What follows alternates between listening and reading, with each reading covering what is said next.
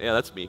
I'm Michael, urban designer from Copenhagen. I have worked in over 100 cities around the world in urban design, urban planning, just trying to improve the human urban condition in these places as best as I can. You didn't just get some guy from Denmark here tonight. You got a guy from Denmark who really loves Antwerp. I've been here for many years. I come here a lot. And I remember the first time I showed up here, I had to do a talk, I don't know, 8 years ago or something? I have no idea. And no idea what Antwerp was at that point. And I got off the high-speed rail station, and I came out, and I'm going, oh, this is cool. What a cool design, cool graphic design. And then I went up the escalators, and I went up into the central station, and I just stopped and I went, what is this place? It's like this St. Paul's Cathedral for trains. I had no idea, right? And out into the city, exploring it, and through the years, learning to love it even more. But I went home to Denmark, and I went, hey, everybody, you got to go to Antwerp. I was in Antwerp. Man, it's a cool city. There's design, there's architecture, cool vibe. You got to go there. And all my friends who are well-traveled, educated, internationally minded, people, they're going, Antwerp. That's Belgium, right? It's so interesting. I'm not making fun. It's just so interesting. In this region, they're going, oh, that's Antwerp. Yeah, we know what that is. That's right there. But in Denmark, there's a whole job for the tourism industry here to activate the Scandinavians to understand what Antwerp is, man. But I've been a one-man tourism office for this city for 8 years, and I'm happy to do it. I do a lot of different things, including writing books. This is one of them, Copenhagenize, the definitive guide to global bicycle urbanism, all the hows, whys, and whats of putting the bicycle back as transport into cities around the world. It just came out in Ukrainian about 3 weeks ago. It was supposed to be earlier this year, but the war stopped it, and they finally put it out, and it is more relevant than ever before as Ukrainian cities are starting to figure out how to rebuild themselves. And yeah, like she said, I'm the host of The Life-Size City, the global documentary series about urbanism. We're filming season 4 at the moment, and it's in like 20, 25 countries around the world, but for some bizarre reason, it is incredibly popular in Belgium.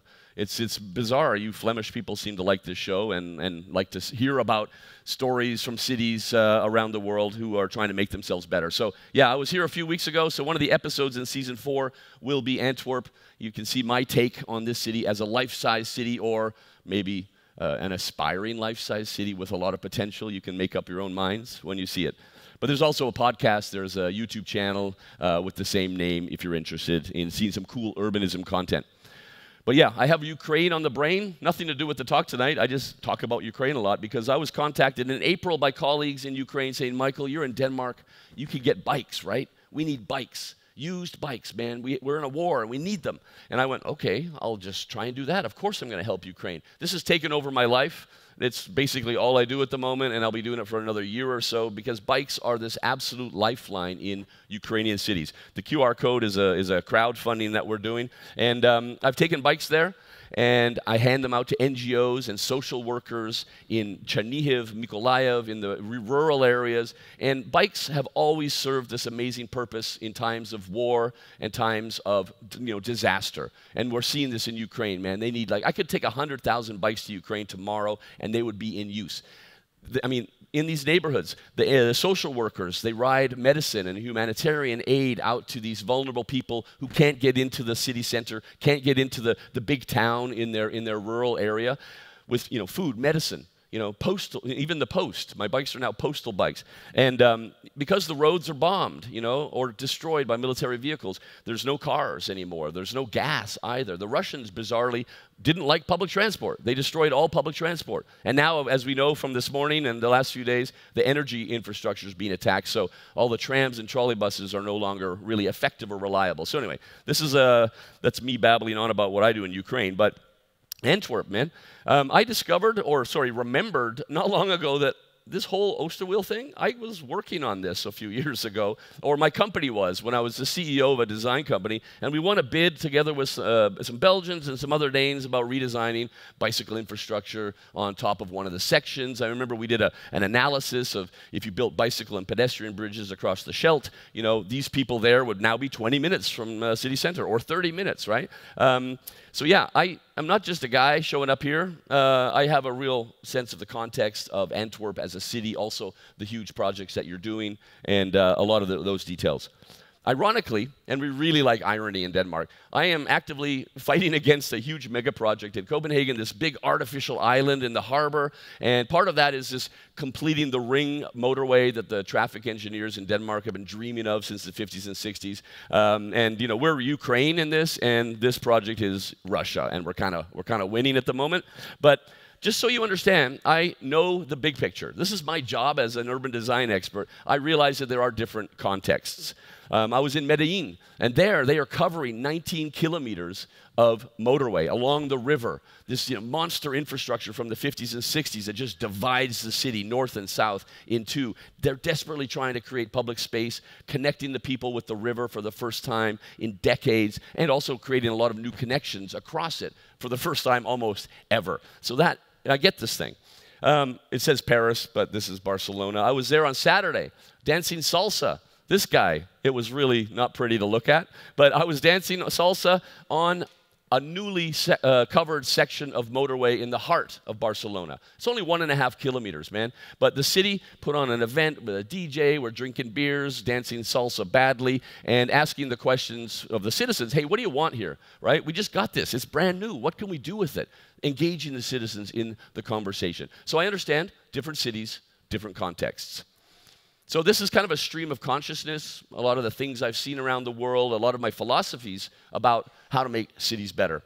And I always like to invoke the words of a 13th century religious dude, William of Occam. The principle of Occam's razor is attributed to him, and it's basically used in mathematics, but I saw this years ago and I went, oh wait, I need this for urban design.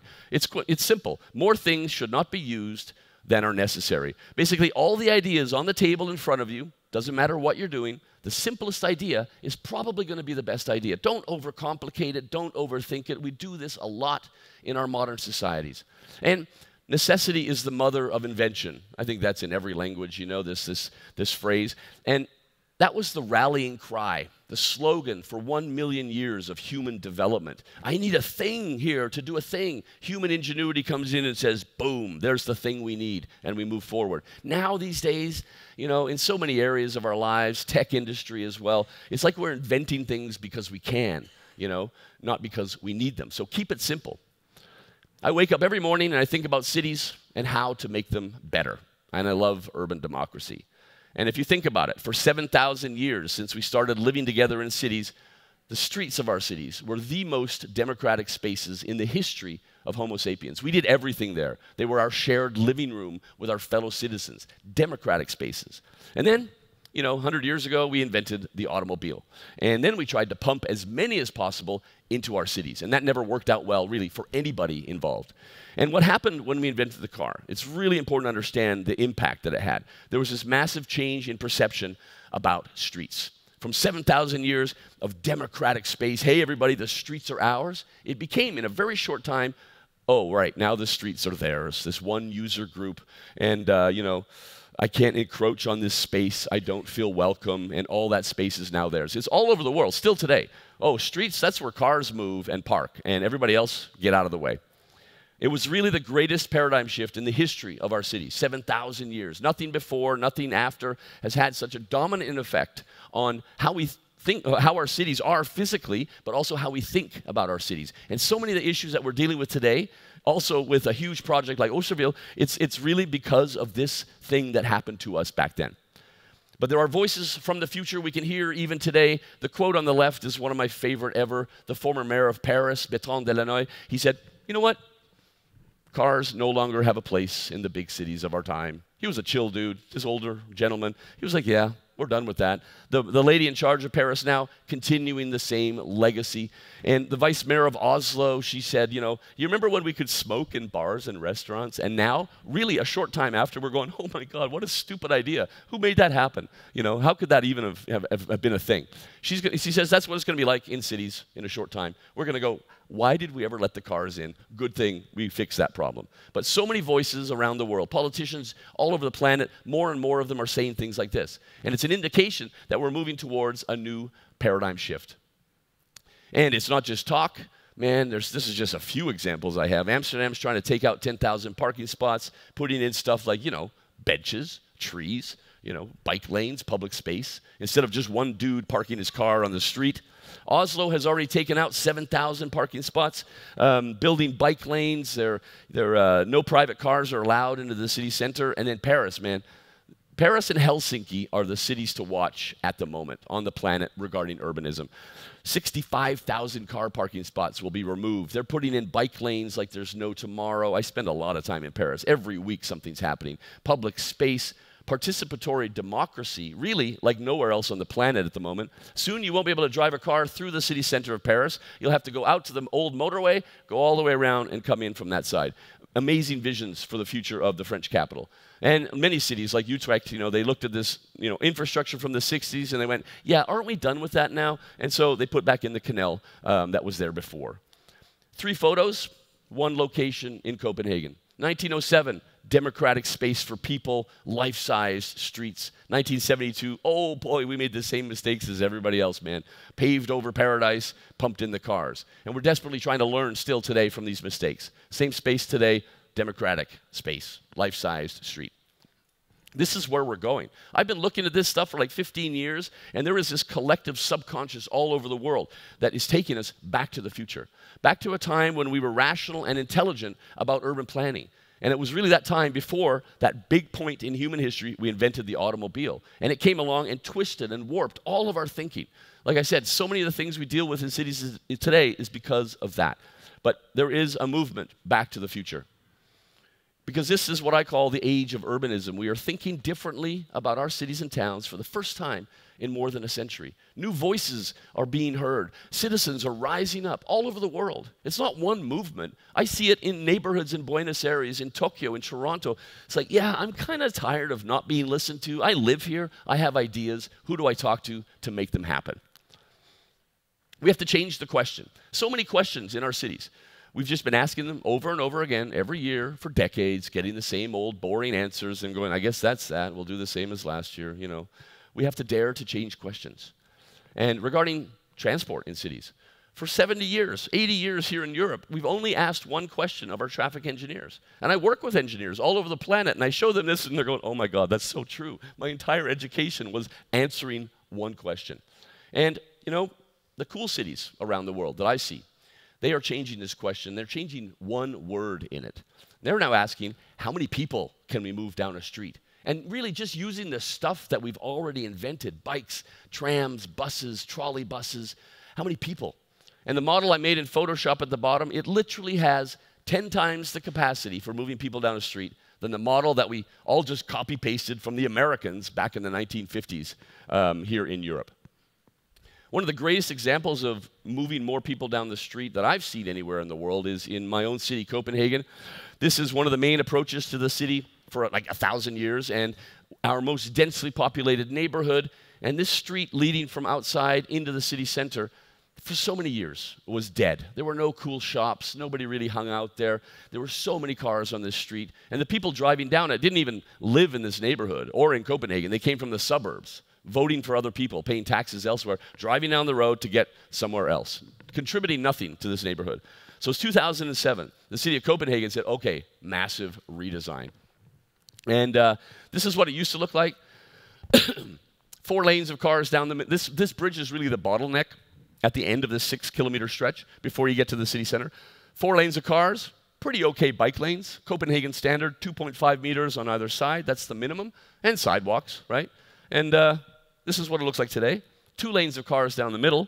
The bike lanes are now 4 meters wide on either side, and the sidewalks were almost doubled in width, and benches were put out on the sunny side. This is what happened there. The city of Copenhagen knew, that what was going to work and not, but some things just blew their minds. The number of pedestrians crossing the bridge increased by 165%. Nobody saw that coming. That was way off the charts, man.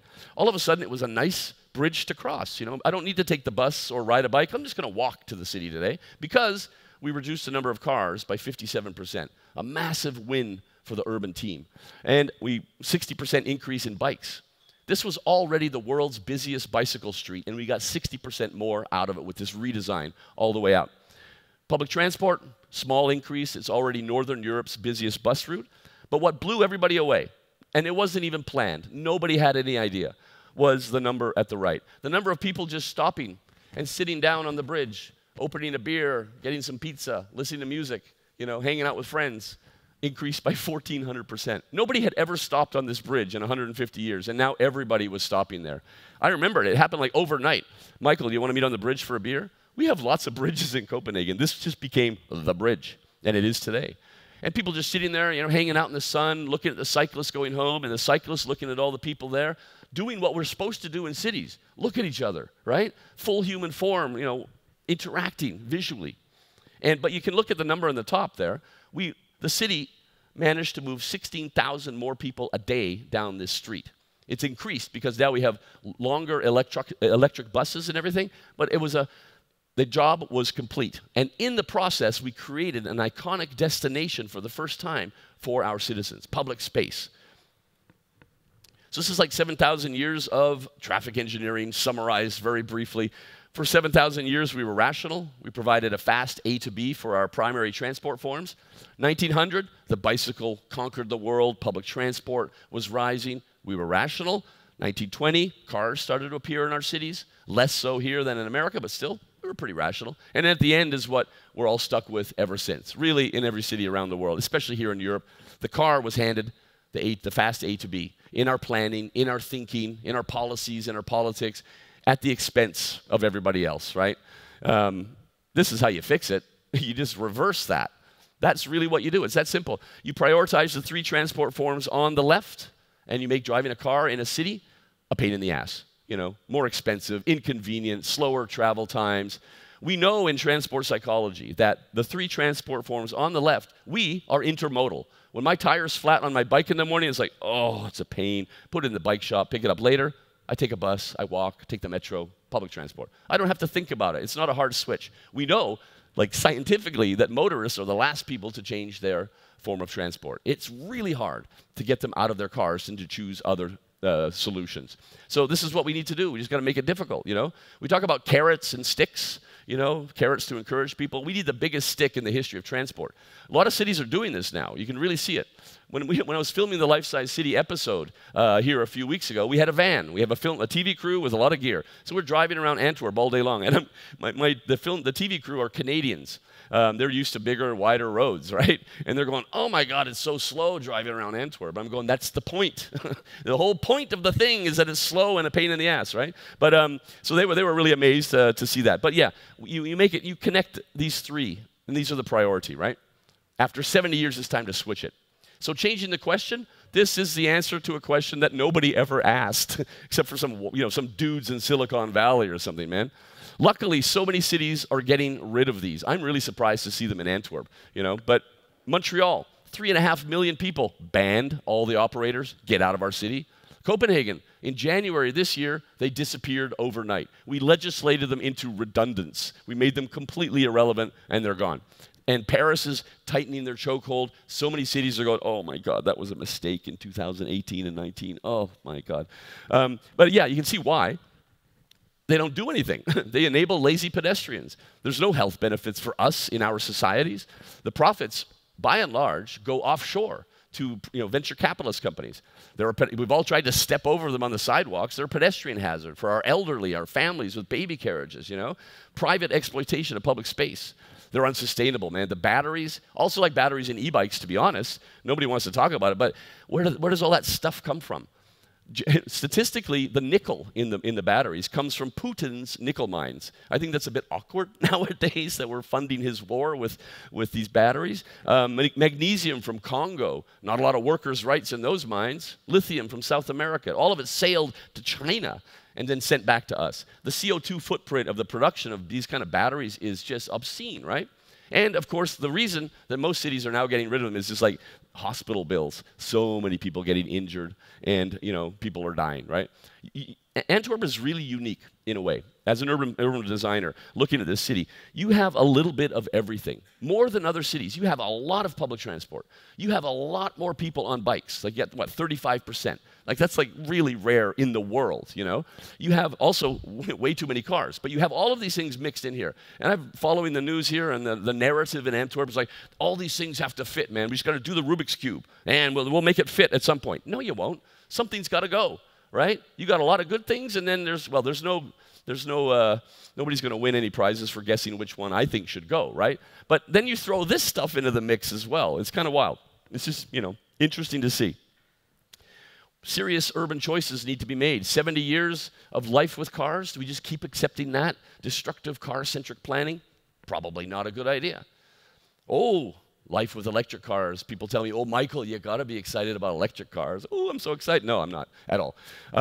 First of all, nobody can tell me, and nobody wants to talk about where we'll get the electricity from, because I know for a fact that if every car in Europe was electric tomorrow, we would need the equivalent of 50 new nuclear power plants to charge them and keep them running, let alone our rising electricity needs for our homes, businesses, and factories, man. It's like we invented frozen food. Dude, I took food and I froze it. Feel it, it's cold, it's frozen, we can eat it in the future. That's a really great idea. Where are you going to keep it? Yeah, I don't know. I haven't invented the freezer yet, I have tech dudes, the techno-optimists going, Michael, don't worry, tech, we're going to fix this. We're going to figure that out. Maybe you should have done it the other way around, before even starting. So electric cars, lower emissions, yay, good for air quality. But look at all the things that they don't do. There's literally no change on the urban landscape with electric cars. No reduction in parking, still people getting killed, no reduced congestion. It's basically, life without electric cars and life with electric cars is the same kind of thing, And it just props up this monster industry, this dinosaur, big auto. They're desperately trying to survive in the new millennium in this age of urbanism. So, autonomous cars. First of all, it's an irrelevant slide right now because where are they? 5 years ago, the hype was insane. Everybody was talking about it. I hear nothing. My radar is completely quiet about them. I don't know what happened to them. I don't really care. But people are saying, oh, Michael, they can travel closer together with tech. Yeah. And I'm going, okay, you know what that means? If you make more space for cars, you get more cars. Doesn't matter how you do it. You make more space, you get more cars. It's called induced demand. I don't want that in my city. And, oh, they don't need to park, right? They can just circulate until they're needed again. So more cars just driving around my city where me and my kids walk and ride bikes. Not a big fan of this at all. We just need to be rational, back to the future, life in a modern city like we did for so many years, using this stuff, using the stuff that we've already invented. That's the choice of a new urban generation. We don't need different cars. We need fewer cars. We don't need unsustainable inventions that replace tested existing solutions and don't improve public health. Part of my job is really public health, when you design a city better. And anything that comes along that doesn't do that, it just irritates me. And it's like public health is always the last thing we talk about in cities, in urbanism, in mobility. It's like really, it's way far down. And we're fighting obesity, man. We're fighting lifestyle illnesses, all of these things. It should be higher up the food chain. I talk a lot about design, right? There's like engineering in cities, and I talk a lot about design and design intelligence. We know how to get people to ride bikes in cities, for example. We know it very well in Copenhagen. We measure the hell out of everything. We have been asking the people every 2 years since 1996, what's your main reason for riding a bike? Never changes. The majority always says, I don't know, it's quick, Nothing to do with speed. It's just like it's quick and convenient. The bicycle outperforms every other form of transport. It's the no-brainer default when you walk out of your apartment in the morning and you have to go somewhere. Duh, bike, right? And we also have good public transport, but still, this is how you do it. I call it A to B-ism. You make the bicycle the fastest way from A to B. You combine it with public transport. This also applies to public transport, and people will do that, right? You make it the car, people will do that. We have to understand this traffic psychology. Everybody here navigates every single day of your life. All of us do. Every human in history wants to go fast from A to B. When you get up out of your chairs and you want to go and have a drink, you might need it after I'm done, right? You're going to navigate, how am I going to get there? Down a street, through a supermarket. It's like we all want to go, we're like rivers. We want to go the fastest route. So understanding that psychology makes it easier to plan a city for effective transport. And design is so different than engineering. Design is a human-to-human process. The design team who made your smartphones in your pockets, who made this clicker that I'm standing here, super simple and dorky, but they literally were thinking about the human. Michael standing here going, can I go forward and back? Great. Can I have a pointer? Great. The smartphones, they wanted you to have a good user experience, a design experience. That's the only goal. Engineering, man, it's not very human at all. And I work with this industry. It's like mathematical models, many of them from the 50s and 60s that we've never updated because we can't. Design is human. And I just always ask, why don't we design the streets of our cities? like we expect everything else in our society to be designed. Toothbrushes, toasters, clickers, smartphones, clothes, right? Why don't we insist on this for our human, organic streets? Good design also improves behavior. I always say that, this is Copenhagen. This is like a red light in Copenhagen. Everybody's just waiting for green, right? Because we've designed well, best practice design for bikes. If you ever see cyclists and pedestrians deviating from your traffic laws, in psychology, it's really not their fault. Humans react positively or negative to design. And if people are deviating, then you have designed badly for them, so start designing better. We also, tech dominates our society. I just spoke at a Smart Cities conference in Barcelona. Oh my God, it was like this weird tech place to be. But we just need simple applications of tech. These are the most effective things I've seen anywhere in the world. In Denmark, also in the Netherlands, I believe, we have rain sensors for cyclists at intersections. And if it's cold, if it's rainy or snowy, cyclists get 3 to 4 times longer crossing times at these intersections. The motorists can sit there with their heater on, and they get cyclists home in the bad weather. Simple. What started in 2007 in Copenhagen, the green wave for bikes, it's now copy-pasted into many cities around the world because it's so effective. On all the main arteries leading to the city center, in the morning, the traffic lights are coordinated for 20 kilometers per hour. So you can sail into the city without putting your foot down. Because we understand the traffic psychology of the different users. The last thing you want to do on a bike is stop. It's a momentum machine. It's the nature of the machine. Understanding that helps us plan and design better for it. In the afternoon, all the traffic lights re-coordinate and send everybody home on a tech tailwind. We don't need a tech storm, coming out of Silicon Valley. Tech is great if we use it wisely. So I talk about the arrogance of space. And it started in Paris when I was looking down at from the Eiffel Tower at the intersection, years ago, like 10 years ago. And I'm going, oh my, look at that intersection. Look how big it is. This is before drones came along, where everybody can see an aerial view now, right? It's like, holy shit, that's big. And then I went home and I put a filter on it, like square meters, dividing up the space for the different users. That ocean of red just screams out at you. It's also a 1950s thing, so the curbs are like curved so that cars didn't have to stop, the fast A to B for cars.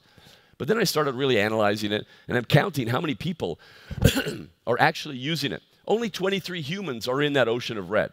But then you have like all these, over 30 pedestrians clustered together on their little traffic islands, their engineered islands, waiting for permission to cross the street to see the damn Eiffel Tower, right? This is one of the busiest pedestrian intersections in the world, and the priorities for decades were really wrong. Even the cars themselves on the right, they don't take up that much space. So I went home and I fixed it. Took me literally 20 minutes with a pencil and a couple hours in Photoshop, right? I fixed it. It's modernized, it's safer, and it's better. And this is about 10 years ago. Now Paris is doing this stuff every single day. They're literally thinking along these lines. Cities are absolutely the key to tackling climate change. Right now, there's a whole bunch of men in suits in the desert somewhere saying blah, blah, blah, like they do every year, right? Arguing about whether or not they're going to sign a new piece of paper and agree about things that won't happen. I really have stopped listening to all the COP 25, 26, 27, whatever number we're at now. Because I know in my work through years that street by street, neighborhood by neighborhood, city by city, that is where effective urban change happens. That's where we fight climate change, or the impending climate collapse, if we're realistic, because it's coming, right? Local urban change is easier. It's immediate. It means something to the people on that street tomorrow, right? And it's much more effective. So in Copenhagen, our problem with climate change is rain. Torrential rain, cloud bursts where the skies open and flood entire neighborhoods, or our entire city back in 2011. And ever since then, we're just Danish, we're pragmatic. We said, let's just put a lot of money into fixing this. But not really fixing it, actually dealing with this new reality. It costs a fortune to replace all of our sewers, which are 150 years old in our European cities. So now, we've applied other simple solutions. There's a green roof policy now. All new structures have to have green roofs for biodiversity, cooling effect, but also the grass on these roofs soak up so much water when the skies open, right? Keeping it off the streets. In my neighborhood, there is a buffer now, and many places as well in Copenhagen. Beautiful green buffer, between the pedestrians and the cyclists and then the roadway. And it's nice. You ride down there, it looks great, feels good, biodiversity. But then when it rains, the entire street now has been redesigned so that all the water flows into this buffer and it becomes a reservoir, taking the water off the streets away from our homes. So much money we put into this. Copenhagen is the only city in the world that has a citywide climate adaptation policy on all these different aspects. Huge areas. This is a neighborhood in Copenhagen. There used to be parking there, and now it is this massive urban park. Great, we'll sit and have some beer, kids will play in the sunshine, and then when it rains, all the streets in this neighborhood are designed so the water flows into this huge reservoir, sending the water to the harbor or letting it soak into the ground. We're ready for the next 1,000-year cloudburst, which hit us in 2011, right? We're ready for the next one. Large and small, right? People who don't know anything about this, riding their bikes are going, oh my God, there's green now. That's nice. Who doesn't like green, right? But now, all of these sponges serve an important purpose when it actually rains. And then I'm working in New Orleans, and we're jackhammering like all the asphalt around people's homes with this NGO, and putting in permeable surfaces, and planting local species of trees and plants that have evolved in that climate to soak up hundreds and hundreds of liters of rainwater during a rain event. Nature has some tricks up her sleeve that we can learn from. And now when it rains, around these homes, it's dry as a bone, you know. Asphalt on the rest of the street, the whole street is just covered with water, you know, and puddles. And this is this kind of arrogance in the engineering over there. They've said for decades, how can we engineer the water out of New Orleans? We shall do this. We have massive pumping stations, which never really worked in New Orleans. Hurricane Katrina, it wasn't the hurricane, it was all of this engineering that failed miserably and flooded the entire city. So that's the question they need to change, is not how can we engineer the water out of the city, but it's how can we learn to live with the water using techniques that we know work? Or how can we learn to live with whatever climate change problems your city, my city, that city has, right? Different question, different answers. We need to use human observation, and this is really something that I've been focusing on for years. I love watching how people use the landscape that they've been given and reject or approve the designs that they've been provided, right? People are the experts. We don't even have to talk to them. We just watch them, and they reveal things to us. I've been doing this for a long time. I noticed that in 2012, I was looking for any kind of study about cyclist behavior. And I was going back 100 years in academic journal, nothing. Nobody ever studied cyclists. In Antwerp, amazing bicycle city back in the 30s and 40s like Copenhagen, nobody studied it. It was just like a vacuum cleaner, a tool that made our daily lives easier. No academics decided to look at it. So I decided to be that guy. So I film intersections for 12 hours. This applies to pedestrians in other situations as well, right? It's a technique that is transferable. And I have stared at 106,000 cyclists in 5 cities, most of them Copenhagen.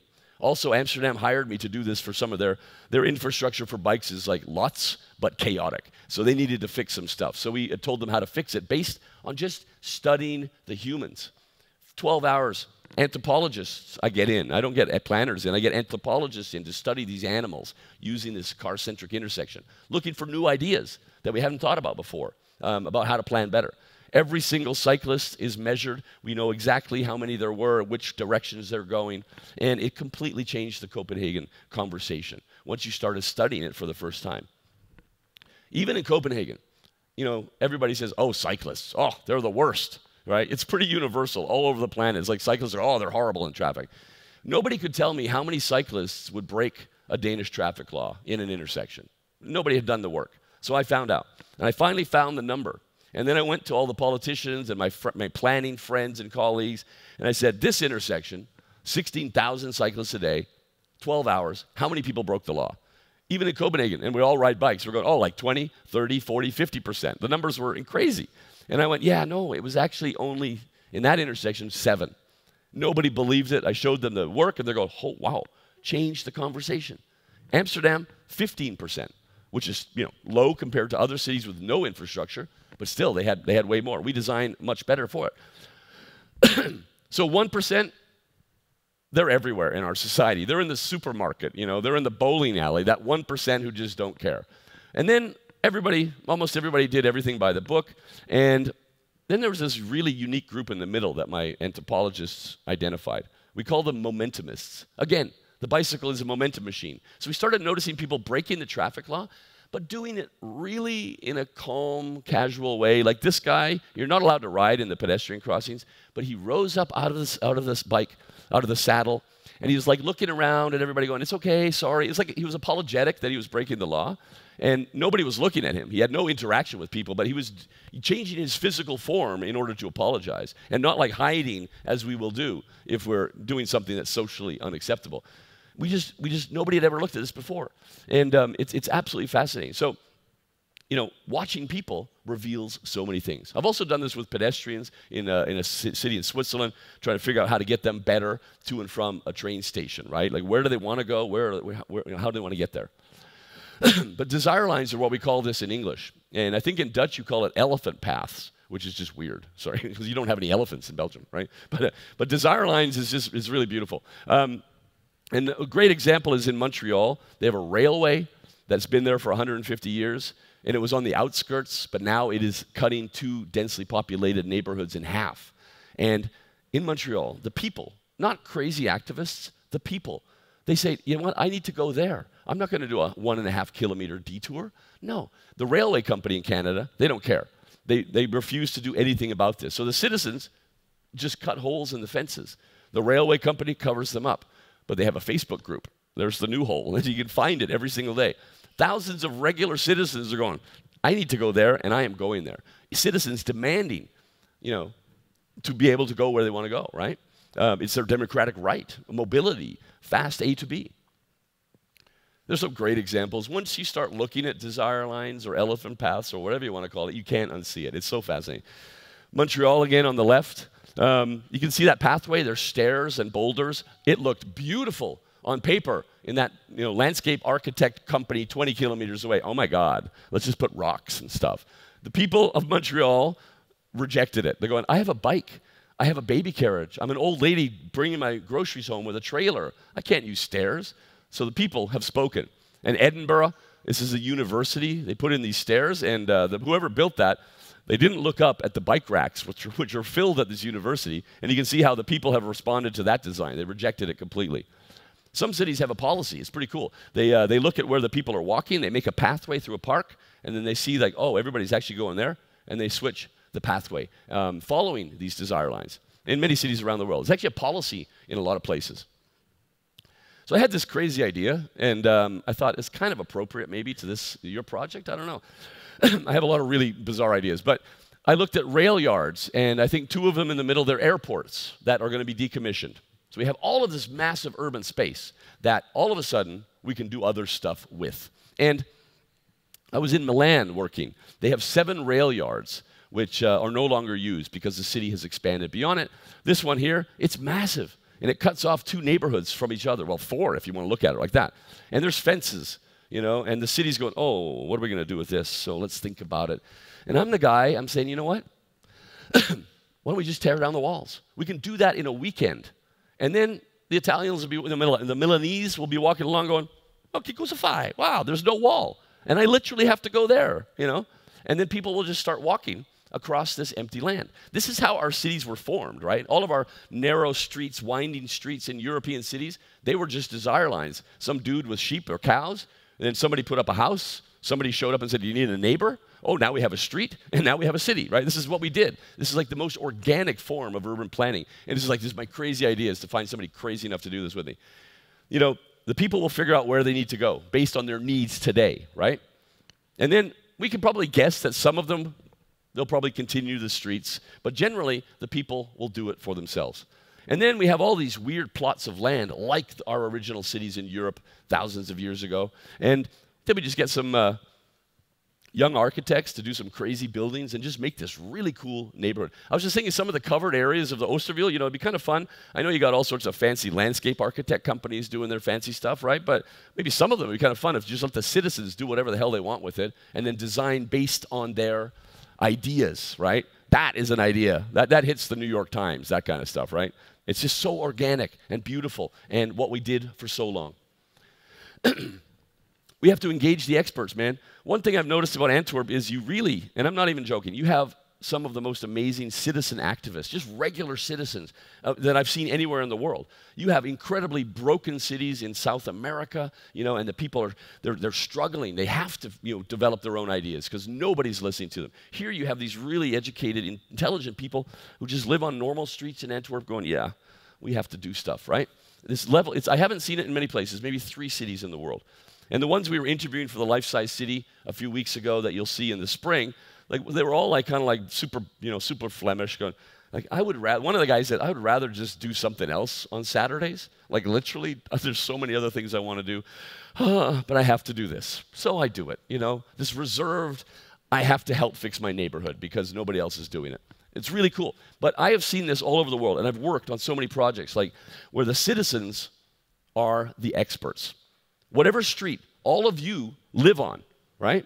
Think of your own street. You are the world's leading expert about that street. You know everything that works or doesn't work, what could be fixed. That level of detail, that is powerful when we're trying to plan our cities. Nobody knows that 10 kilometers away in the planning offices. You have this source of information that you can feed us, and we can do things better, right? If we listen and engage. Like this guy on the bottom left, he grew up in these townships, and he goes back in now. He's educated, urban planner. And he says, hey, what do you guys need? It's not this arrogance of I'm an urban planner, I shall help you poor people. It's like, what do you need? And first of all, they're going, oh my God, nobody's ever asked us this before. The city doesn't even accept that we live here. Here's a list. The lists are just amazing. They propose things that you can simply never learn in urban planning at university. Real human needs that are intuitive and simple. They have so much knowledge. The people living in these shanty towns, man, they can plan their neighborhood better than all of us urban planners coming in with our knowledge, right? In Toronto, citizens insisting on public space, the city finally gave in and said, that's really a good idea. Here's some funding. You can take your back alleys and make them into democratic space, community spaces. My friends in Mexico City, they've been doing this for years. You see that? I don't even know, is it an intersection? I have no idea. It's just this empty wasteland of asphalt that the city's forgotten. There's a pedestrian crossing leading to nowhere, right? And they have so many pedestrian deaths in Mexico City. So these friends, they go out and they just make a square with tape, with cones, asking the citizens, what's going on, what do you want, here's a tree, This is like a heat island as well. The city of Mexico City is really cool. They have a policy, they're kind of maybe irritated, oh, those activists again, okay, what did you do? Okay, that's really good. Again, that's really good. We're going to put it on our list. And they literally follow the activists' leads. The pedestrian fatalities in Mexico is falling fast because of a bunch of people in yellow vests who dare to go out to their streets and say, this could be better. It's like a teamwork thing, right? It's not just activists irritating you like a wasp, right? It's literally people who believe in the future of a city, and they just want the connection with the city, and that's where the team is formed. And I met some crazy people here in Antwerp filming. These people handing out bingo cards on this one street to all the motorists who are sitting there. And they're going, hi, yeah, you're going to be here for about 45 minutes. This is my local street, and it's 45 minutes. Here's a bingo card. And on the bingo card, you can you have to check off things that you see. Children playing. And there's a lot of things you'll never see on that street because there's cars in it, right? And it just changes the conversation. They engage these citizens. It's so creative. And they're all just neighbors who would rather do something else on Saturdays, right? But they're engaged and they love it. All right, 1.5 minutes left. There you go. Antwerp, man, when I do a life-size city, I get 60 pages of research. You want me in a pub quiz about the history of Antwerp. Anybody? I will show up. I know so much about this city now. Fascinating history, 40% of the world's trade came through here in the 16th century. This place that people in my country never heard of had the Olympics. I love it. I love the uniqueness of this place.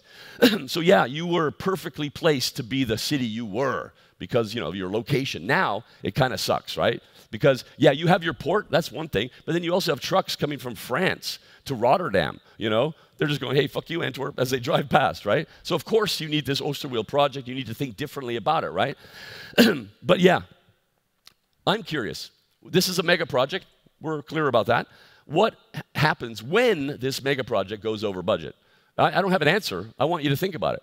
Because generally with mega projects, the engineering is like, we have to keep doing that. We have limited budgets. Oh, get rid of all that human stuff, that whole covering the motorway thing and the people walking and walking their dogs and children play. It's often the case around the world. So let's not let that happen.